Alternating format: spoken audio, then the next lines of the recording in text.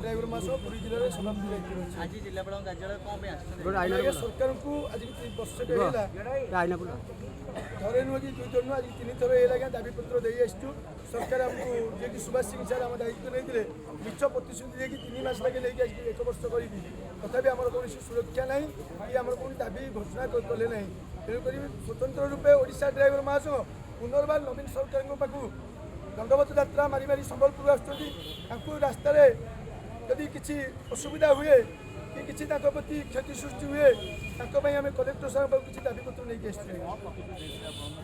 प्रतिश्रुति जाइए कि बाहर स्टेट रु किसी न्यूज संग्रह करके आमको सी सुविधार बाट देवे कथा 3 मास भितर 3 मास कही 9 मास है आज्ञा कौन दाबी पत्र नहीं आमर सुविधा आज्ञा अच्छी गोटे ड्राइवर जब डेथ कर एक्सीडेंट रास्त 20 लाख टकर इन्शुरांस जदि गोटे ड्राइवर एक्सीडेंट इंजर्ड हो गोटे 10 लाख टकर इन्शुरांस जब ड्राइवर के अटल हो 5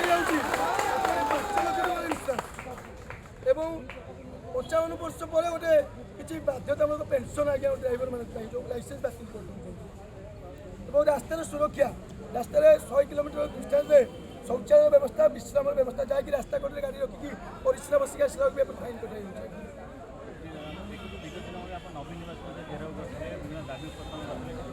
आगे खाली मिछ प्रतिश्रुति सुभाष सिंह